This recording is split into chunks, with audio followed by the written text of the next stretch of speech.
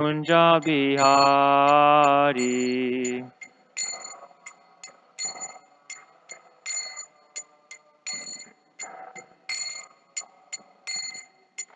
Gopi Jana Vallabha Girivaradari.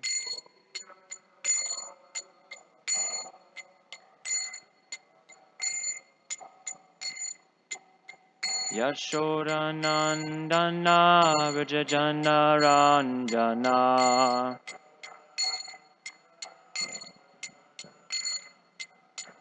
Yashodanandana Vrajajana Ranjana.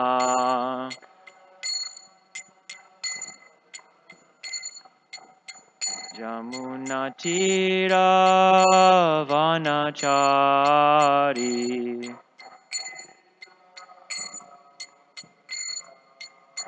Jamuna Tira Vanachari.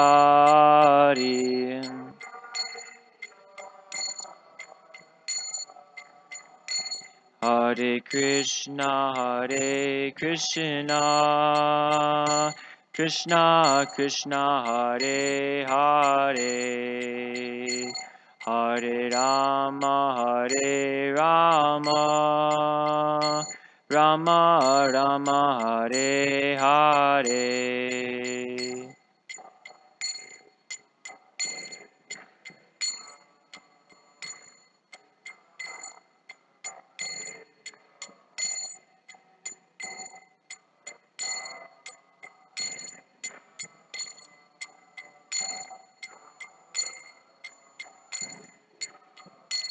Hare Krishna,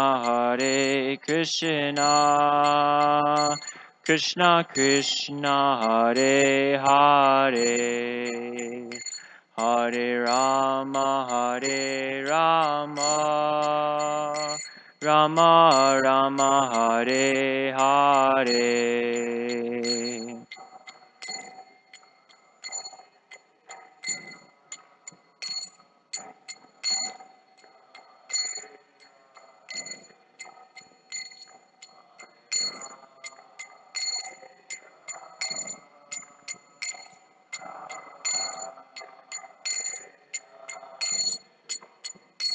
Jaya Gauranitai, Jaya Gauranitai, Jaya Gauranitai, Jaya Gauranitai.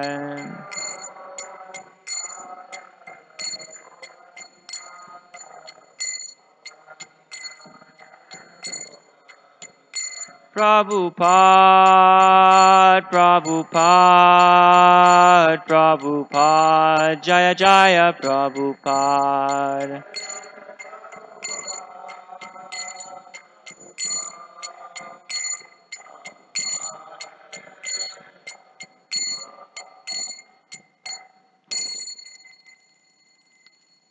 Jai Om Vishnupad Paramahamsa Parivrajacharya Astotra Stota Shri Srimad His Divine Grace Srila Bhakti Siddhanta Sir Srila Bhakti Vedanta Swami Srila Prabhupada Ki Jai.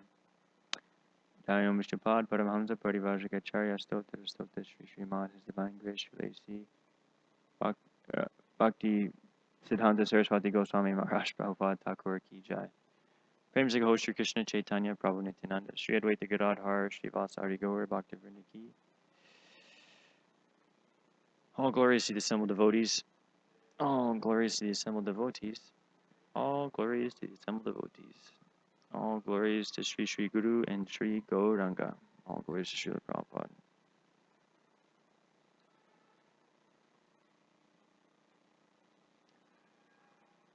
Good morning, everyone. Hare Krishna. So, Harisham Prabhu requested that I give class today. Had just a little bit of time to prepare. He told me last night after our Harinam. So, regardless, I'm just asking for your blessings.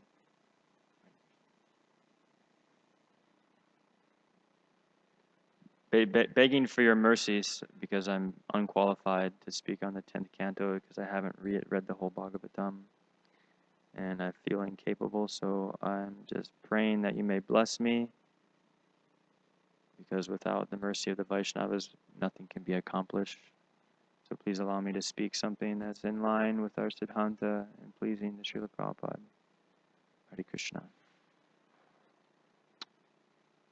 Om Namo Bhagavate Vasudevaya.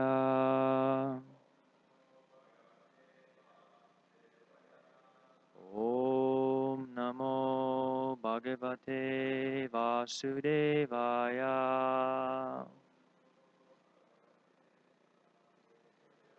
Om Namo Bhagavate Vasudevaya.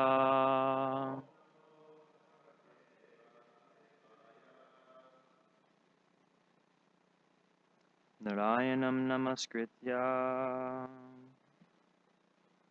Naram Chaiva Narottamam Devim Saraswatim Vyasam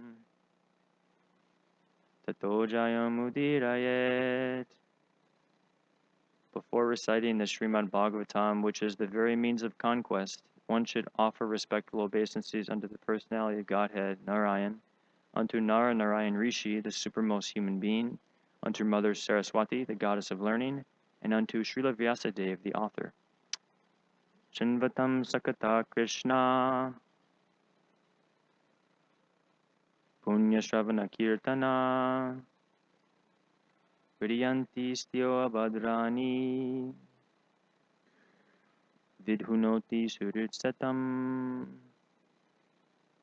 Sri Krishna, the personality of Godhead, who is the Paramatma supersoul in everyone's heart and the benefactor of the truthful devotee, cleanses desire for material enjoyment from the heart of the devotee who has developed the urge to hear his messages, which are in themselves virtuous when properly heard and chanted. Nashtaprayeshu Abhadreshu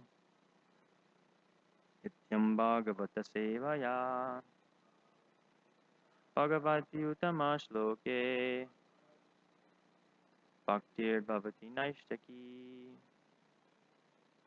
By regular attendance in classes on the Bhagavatam and by rendering of service to the pure devotee, all that is troublesome to the heart is almost completely destroyed, and loving service unto the personality of Godhead, who is praised with transcendental songs, is established as an irrevocable fact. Hare Krishna.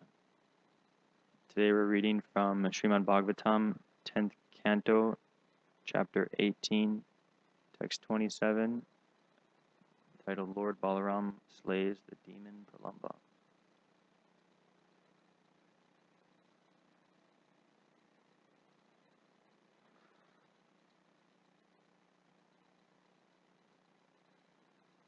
Nirikshyatad Vapuralam Ambare Charat Pidip Pidip Tadrig Purukuti Taro Gradamstakram Jwalakchikam Kataka Kiriti Kundala Tuisan Bhutam Haladara Isad Atrasat Nirikshatad Vipuralam Ambare Charat Padip Tadrig Purukuti Tato Gradamstakram.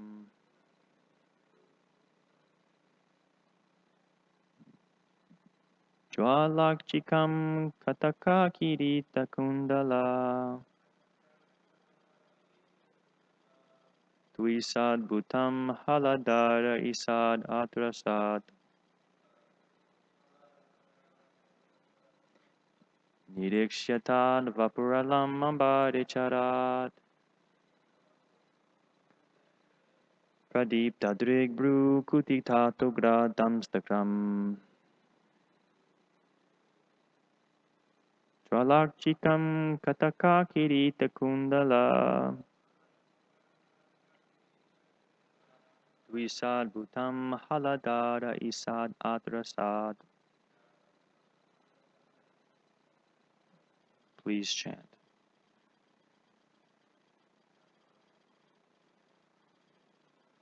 Nirikshatad Vapuralam Ambare Charat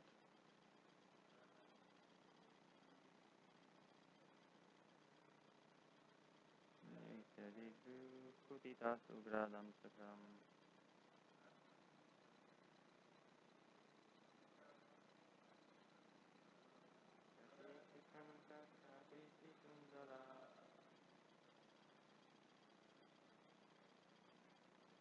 Bhutam haladara isad atrasad. Direkshitat vapuralam ambare charat. Atighu kututato gradam sritam. Anoktikam katakakita jagundala. Isad bhutam haladara isad atrasad. Direkshitat vapuralam ambare charat.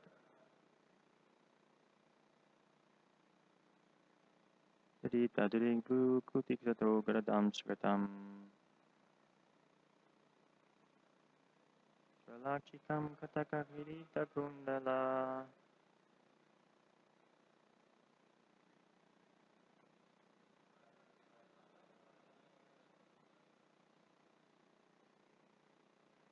Word for word.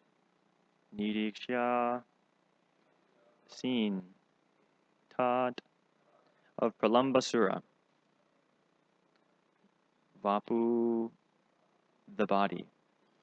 Alam. Quickly. Ambare. In the sky. Charat. Moving. Pradipta. Blazing. Drik. His eyes. Brukuti. Of his frown upon his eyebrows. Tata. On the edge. Ugra. Terrible. Damstrakam. His teeth. Jwalat. Fiery. Shikam. Hair. Kataka. Of his armlets. Kirita. Crown. Kundala. And earrings. Dwisha. By the effulgence.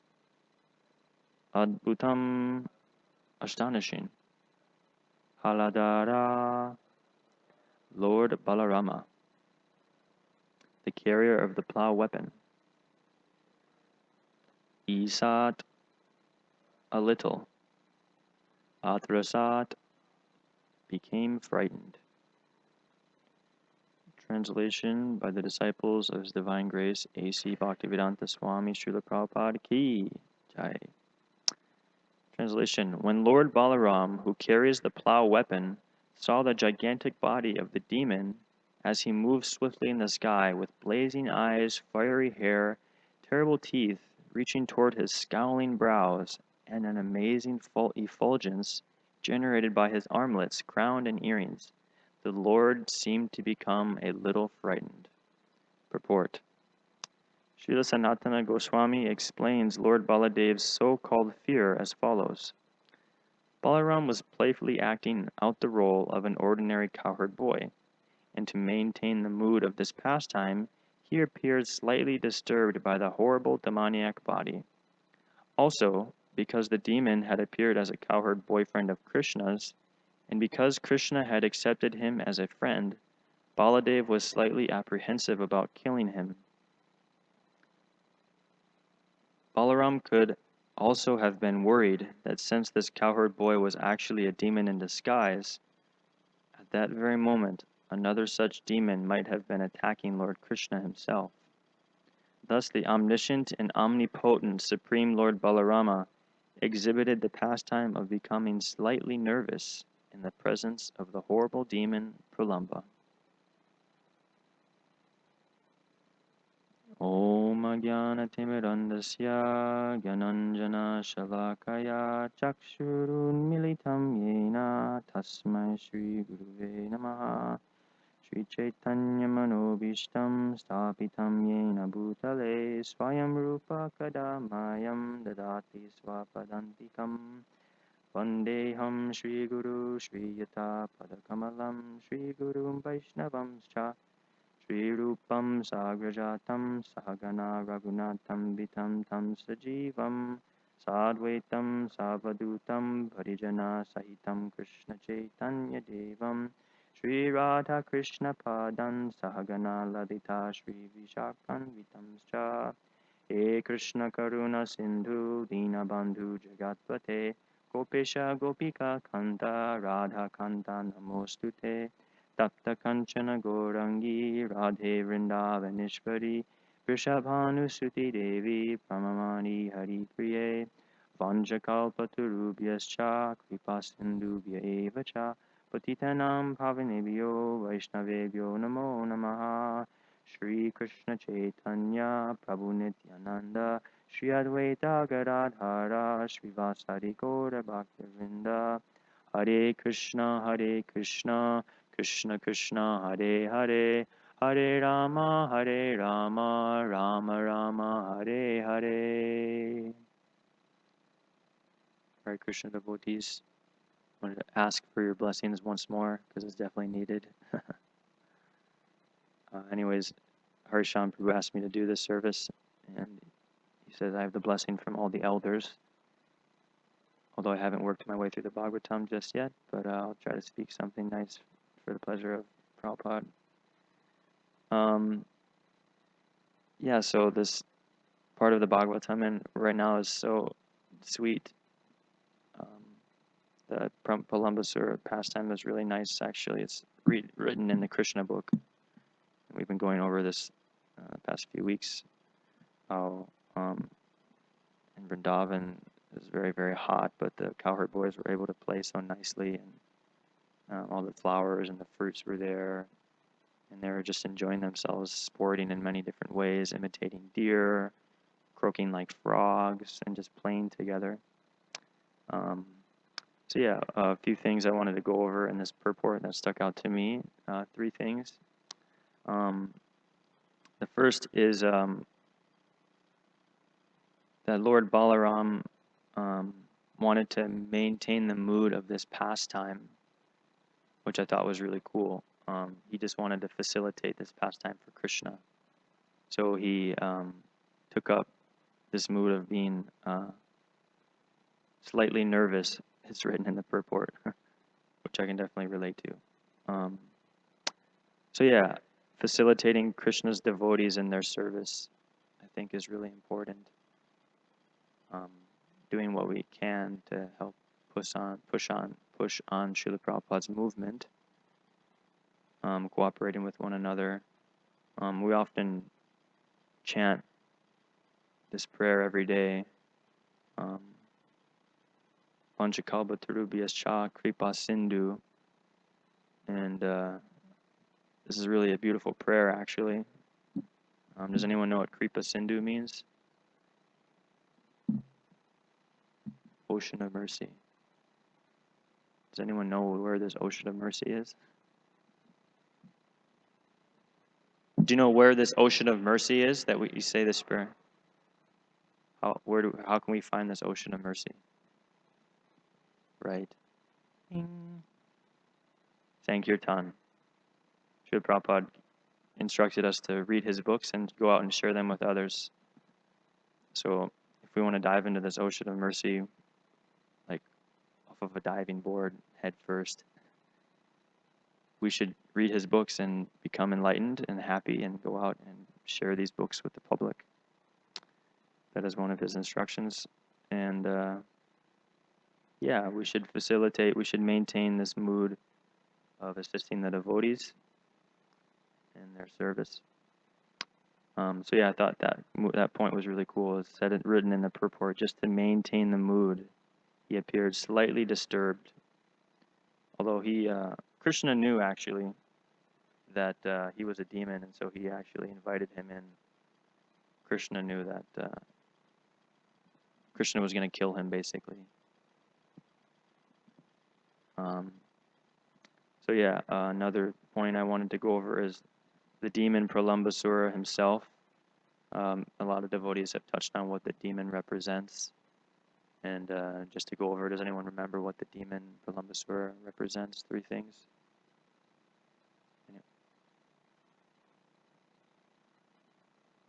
Right. Fame, wealth, lusty desires. So it's written that the demon is a friend in disguise that can carry us away, thinking that it is beneficial, but it carries us far away from Krishna, and it's difficult to get back to our friends playing with the cowherd boys. So, yeah, in the Bhagavad Gita, Krishna says, Paritranaya sadhunam vinashaya chaduskritam. Does anyone know this verse, English verse, offhand? Very famous verse besides Bhakta Josh.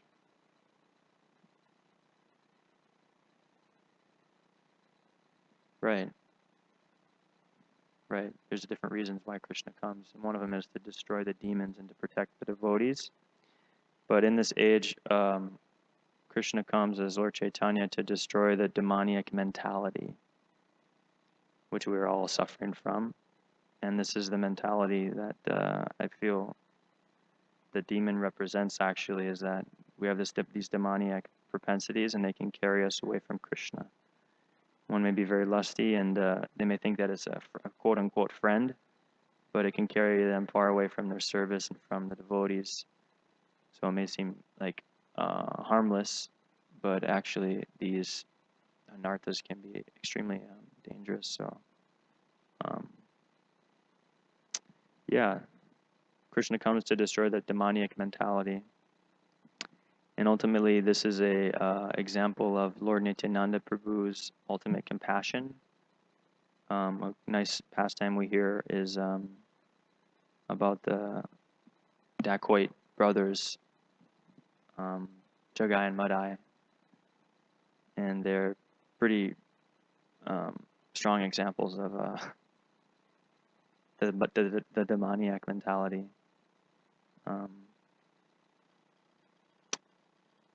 So yeah, you all know the story, but Jagai and Madai, 2 miscreants, and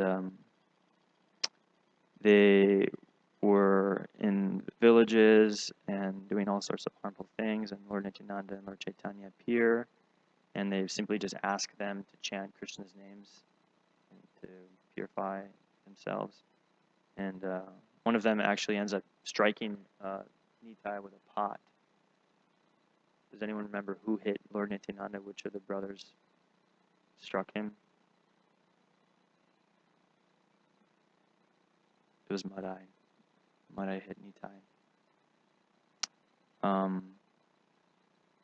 But ultimately, he was so forgiving and compassionate that he forgave them, and basically, they ended up taking shelter of Nityananda Prabhu. And this story is just a beautiful example of the compassion of the devotees. How one may be bleeding, but ultimately he gave them his mercy. And recently I was listening to a lecture by Giriraj Maharaj. It was a little segment about how we can get the mercy of Nityananda Prabhu, which I thought was a really cool topic. And he was explaining in order to obtain the mercy of Nityananda Prabhu, we should go out and approach people like Jagai and Madai, those who are so far away from Krishna consciousness. But I was speaking with Harisham Prabhu about this and how to actually go about this in a practical way. And he said that one may not have the purity to change the crooked hearts of people like Jagai and Madai, but you can meet people with where they're at and also where you're at, so you can help them in whatever ways. But one may not have like the ocean of mercy I'm speaking about to, get all this black tar, from their hearts. So we can just meet people and give them books and give them prasadam and give them the holy name. Just yesterday, we all had a pretty nice experience on Harinam. Just chanting and giving out books and invitations to our Sunday feast. So yeah, that's a good way we can get the mercy, is by approaching people on the streets and saying, hey, can you chant this mantra? So that's one topic, is the demon itself, what it represents, and how to destroy the mentality. Another topic I wanted to go over is Lord Balaram himself. And in the purport, the disciples write that Lord Balaram is omniscient. Does anyone know what omniscient means? The word omniscient. Right. One who knows everything. He's also referred as omnipotent. Anyone besides Josh know what omnipotent means?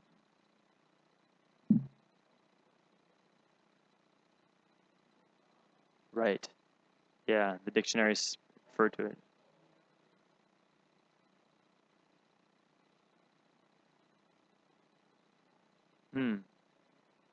Right.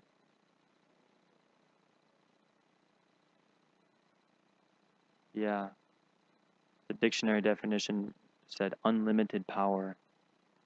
So I was happy that they referred to Lord Balaram having these traits and qualities, that he knows everything and that he has unlimited power. But the interesting mood that Lord Balaram invites is that he becomes somewhat afraid, actually, in front of this demon.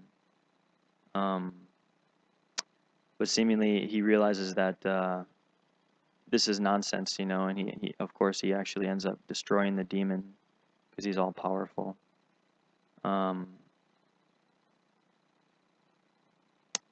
Yeah, and it actually explains that he becomes afraid, and he's afraid, but he doesn't have fear for himself, actually. The reason he's in fear is because he thinks Krishna's in danger. So he's afraid that his older brother is going to be harmed. Therefore, he is frightened. He says, I am frightened. But regardless, the demon is very insignificant compared to the all-powerful Lord Balaram. And Lord Balaram is, of course, he's the representation of the Adi Guru, the original Guru. And I was studying the Srimad Bhagavatam yesterday in the first canto when Shukadeva Goswami appears.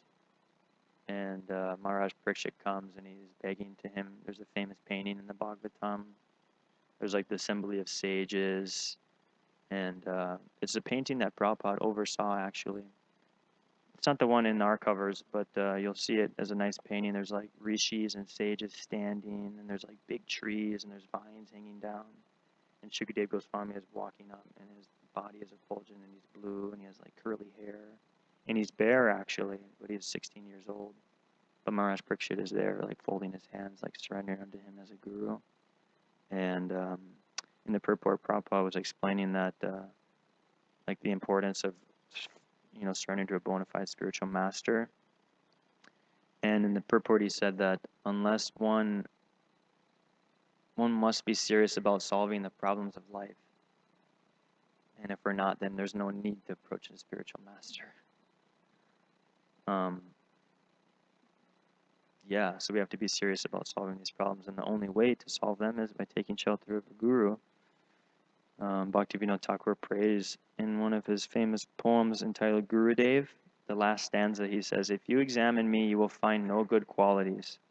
Your mercy is all that I am made of.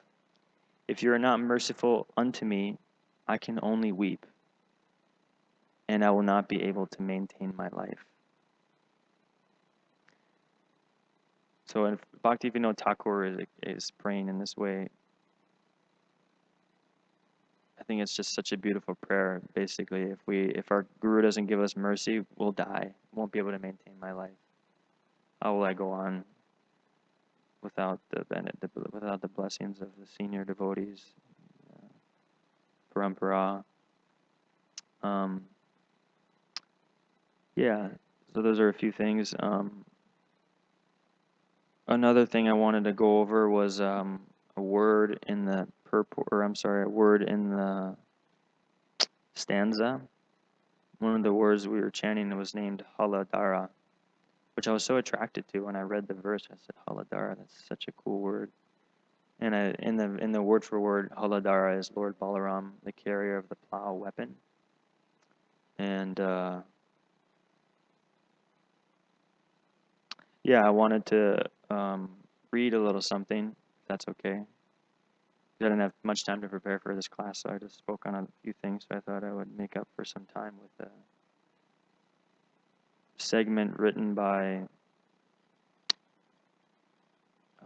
Tripurari Maharaj about Haladara. Basically, he's glorifying Lord Balaram.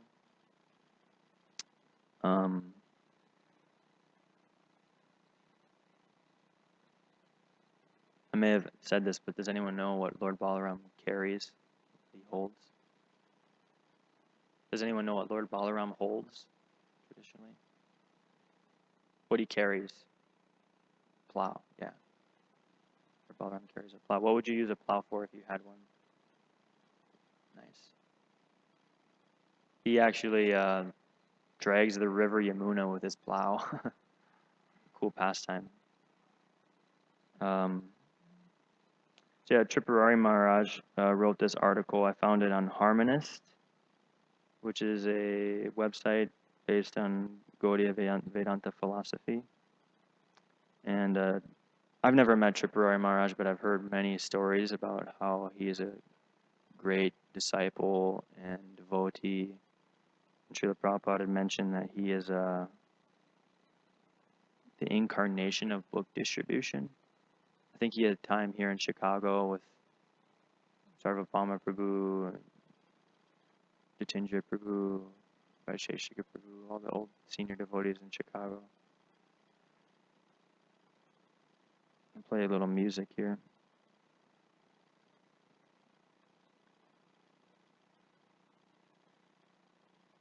It's about 3 paragraphs. It's not so long, so just bear with me.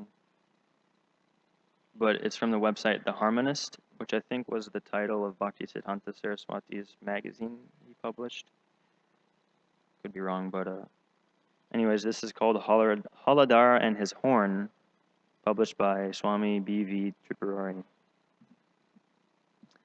Baladeva bears the plow, which symbolizes his agricultural leaning stemming from his mother's side, who, despite her royal marriage, for all intents and purposes, lived as a Vaishya throughout Rama's formative years. It also symbolizes the importance of the Guru's need to till the field of the heart of his or her student before planting the seed of bhakti therein. This preparation is not any kind of puduscharya or a purification process, as much as it is the awakening of faith. The puduscharya for mantra diksha of the Gopala mantra can amount to nothing more than the Guru's grace. And no puduscharya or purification process is required for chanting Krishna Nam, but Sri Guru will give us his or her blessings to do so if the requisite faith is awakened. To give this blessing where faith has not arisen is an offense to the divine name. Balaram's other self in Gaur Leela, Sri Nityananda Prabhu, gave the holy name liberally to those who paid the price of their faith alone. So we follow Nityananda Ram in this and make adjustments as needed in consideration of time and circumstance. Rama's lead has also been followed by Sri Rupa Goswami, who explains that it is faith that grants one eligibility to tread the path of bhakti. Thus, Sri Guru follows Baladev, the original Guru, Krishna in the form of his best servitor. Sri Balaram also manifested his plow in Vraja during his Yamuna Ksharana Leela, dragging the Yamuna, at the time that he returned from Dwarka to deliver a message to the Vrajavasis.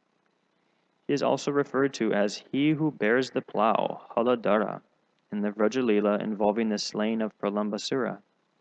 At that time, in spite of using this name to address Balaram, a name that reminds us of his power, Shukadev depicts him in very human terms, momentarily frightened as Rama was by Pralamba's astonishing transformation from a cowherd into an asura.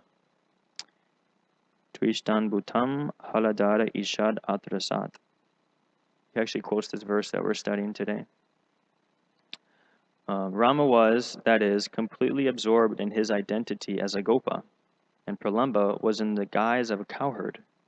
Suddenly, Pralamba assumed his actual form, and it was Krishna who revived Rama's sense of his godhood, empowering him to deal effectively with the asura. Rama thus remembered how Krishna had killed the woman Putana and the calf Vatasura, and thereby he came to his senses regarding Pralamba, who appeared as one of Krishna's friends. Krishna's remembrance empowered him, and despite his godly prowess, Balaram leans eternally on the shoulder of his younger brother, Ramanuja, and derives his strength and life from him. His friend and master, for whom in Leela he also assumes the role of Krishna's guru with regard to Dekram. This is Haladhara, the Maryadhara Purusha of Gopal Krishna.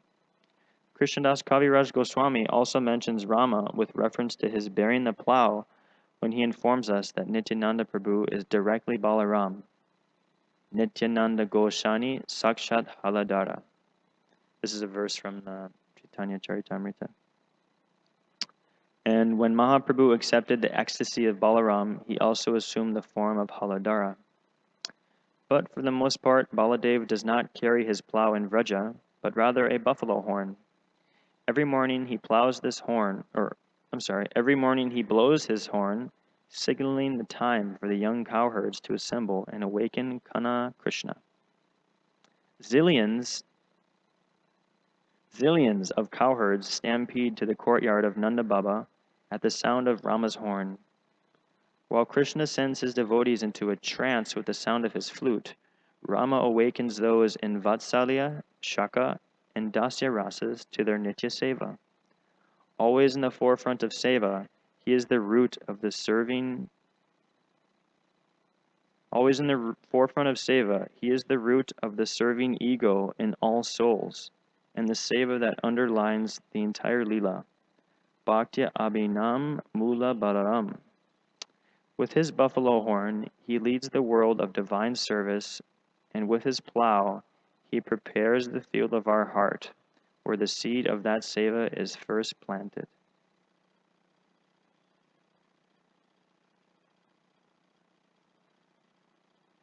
Yeah, just a little glorification of Lord Balaram. It's always good to have an understanding of things that they carry, what they represent, just a little bit more of the pastimes and their leelas. Hearing about them is so sweet, actually. Totally transport me to a different place. So yeah, I was just scraping a few things together for this class. Jai Baladev Prabhu was giving me some encouragement last night. I found out. He says you have to, beg for the mercy and realize that if you try to do things yourself, Krishna's gonna slam you basically. But I just tried to piece together a few things. I went over three things that were brought out in the purport. The first topic was Balaram wanted to maintain the mood of the pastime. The second point was about the demon Pralambasura, what the demon represents and how we can free ourselves of this demonic mentality by Sankirtan. And the third topic was about Lord Balaram, who he is, how he's omniscient and omnipotent, how he was afraid for Krishna, and talked a little bit about Bhaktivinoda Thakur. Anyways, it's about 8:14. I wanted to end at 8:20, but if there are any reflections or likes or dislikes or questions, anything that stuck out in the mind. Can I go first?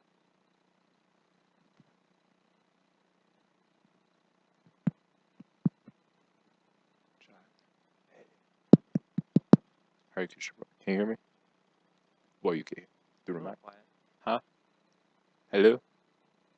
Yeah, it's on, I guess. I probably don't need the mic. Thank you, Prabhu, for your class. You made some wonderful points. Unfortunately, you made a point that hello. Yeah, it is on. True, but then, all right. I think that's good. Hare Krishna. Testing 1, 2, 3. It's probably good you don't hear me anymore. Thank you for your class. one thing in your last comment of me encouraging you that I just kind of appreciate this, like Acharya Nishra Prabhu, he would definitely all his classes are wonderful, but he would normally prepare class when he had time to prepare. And for me, I like all the devotees classes, but for Charya I thought he gave the most profound classes when he didn't have time to prepare when it was at the last minute. And the reason I appreciate that is because definitely we're depending on our own Krishna's mercy. If we don't have time to prepare, then just spending hours preparing, and then so I find that whether you do well or not, it's that you try. But I like those classes. So anyway, thanks for accepting that. You were mentioning uh, like I said, I have time to formulate my thoughts, but I appreciate it. You said Balaram is fearful. He's fearful not for his own safety, but for Krishna's safety, something to that extent. And we see in the material world, definitely uh, have fear to protect our own reputation, and less fear to protect somebody else's reputation. Unfortunately, maybe due to competitive mentality, obviously, and I haven't really formulated anything, but one thing maybe you could expand on is that I'm glad you took this opportunity to maybe go outside your comfort zone, especially when only last night you were told that you have to give Bhagavatam class. You had practically no time to prepare. So I always encourage devotees. There's that verse that says Mukam Karoti Vaishnam, etc. By the mercy of the Guru. Um, Even a dumb person can speak eloquently. Now, me and Daniel was joking the other day. Maybe you could expand on these points of encouraging other devotees who may be reluctant, like you. We were always joking that yes, sometimes we may be shy, we may not be eloquent in the scriptures, and if the opportunity came for us to give a Bhagavatam class, we may not take that because we're like that's not my duty. But we see under the modes of material nature, we see that generally speaking, it's Kali Yuga. We have our arguments naturally, and sometimes when we want to fault find somebody, we could speak very eloquently. We know all the details of what happened. So my question is, what are some steps we could take? You would encourage people to go outside their comfort zone because we see that you know, that's the most empower us. When we want to find some fault, then we could speak eloquently. We know all the details, but then we're like, okay, so what are some steps we could do to go outside our comfort zone and develop this humility and dependence on Krishna, um, um, to develop this strength? If I had to include Balaram or strength, I don't know. I'm,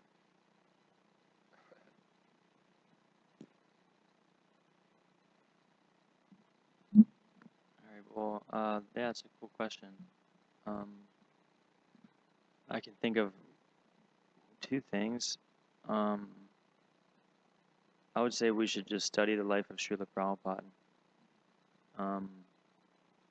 The past few days I've been meditating on this picture while chanting, and it's Prabhupada sitting, and he's wearing his garlands and he's holding kartals, and he just looks so divine and like enchanting, and his eyes are closed, and I think I heard in the Hare Krishna film that he was referred to as the um, ambassador of the galaxy or something like that.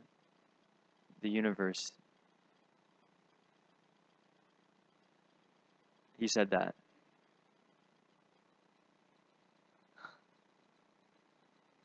Sure, sure, sure, sure. I was just looking at this picture and I was praying to Prabhupada. I said, "Wow, like you've sacrificed so much. You basically gave everything just to carry out the orders of your Guru Maharaj.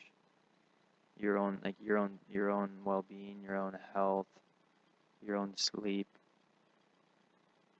Like if I get 2 hours of sleep, I'm not gonna help anybody. I'm gonna be a wreck." Srila Prabhupada was doing so much, translating and writing letters, and we just have to look at his life in a really personal way, I think. And we'll become so inspired and say, "Wow, I could really, make more improvements." And the only really improvement we have to make is just to study his books. Like all success can come from that, I think. Just reading his purports and studying them deeply.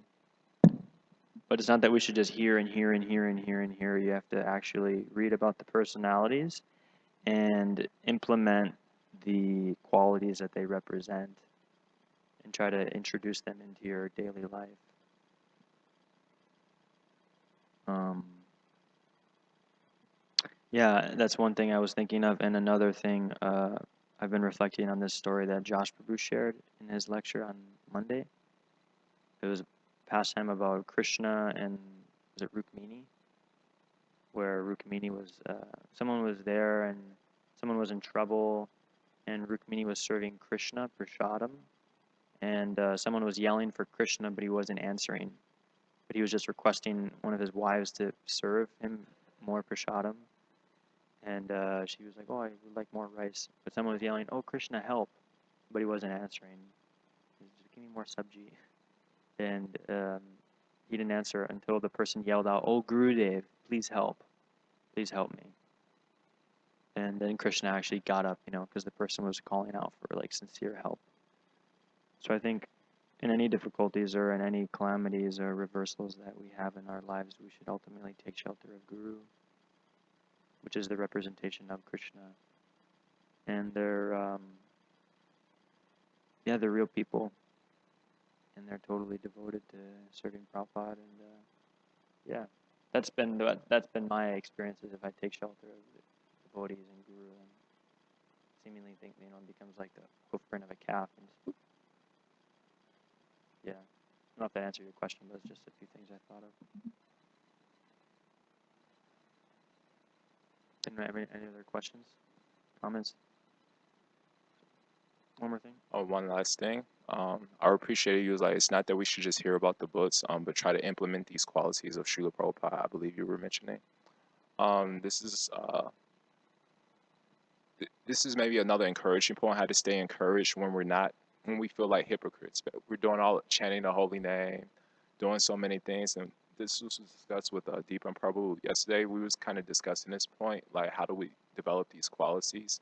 One thing I heard, unfortunately I can't quote it, but basically it's a purport I refer to First Canto chapter 14. Unfortunately, I don't remember what verse, but basically we see that if you want to be a success in anything, even fame, riches, whatever, or even developing qualities, we see that, like you said, Lord Balaram, he gives us the ability to plow, or whatever.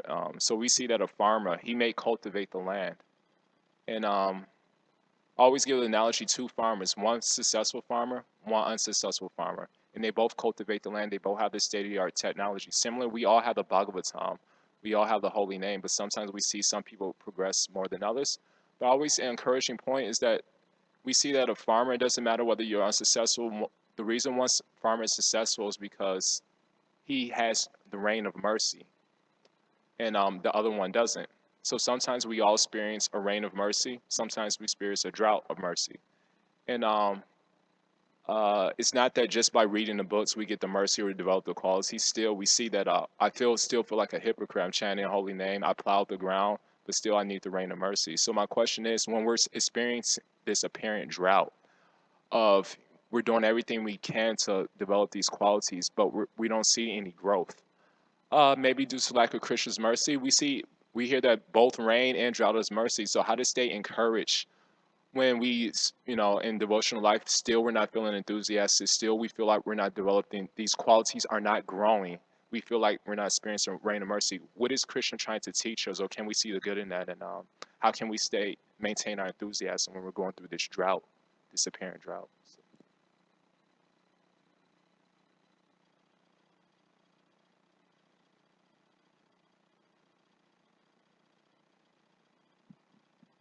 I think it was on,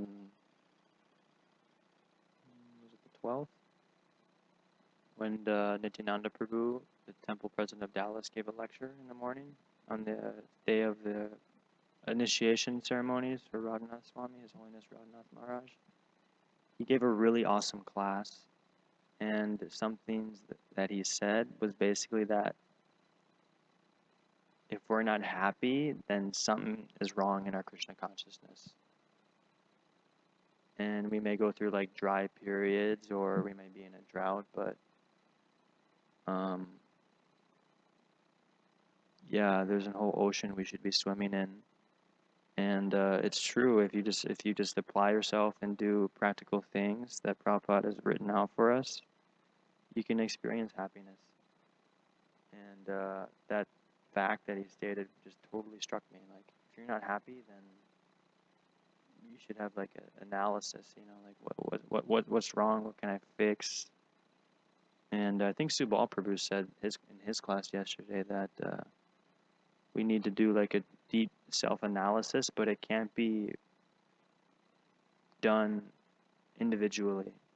It has to be with another devotee who can actually correct us and see like, oh, this is wrong, you could tweak this here, and get up at this time, go to bed at this time, you know, chant. So it always comes down to help from others, actually. Because I myself am extremely stubborn, so I try to do things myself, and then I run into a wall, or I'm trying to plow the fields, but it's so dry and can't even till the soil. So the Vaishnavas just come down and just rain cloud, you know, gana ganatvam, the qualities of a dark cloud. Spiritual masters, distinguishing the blazing fire. So ultimately, the only solution in life is just take shelter of Guru. Srila Prabhupada ki, Kantaraj Srimad Bhagavatam ki, Gaur Bhaktivinoda ki.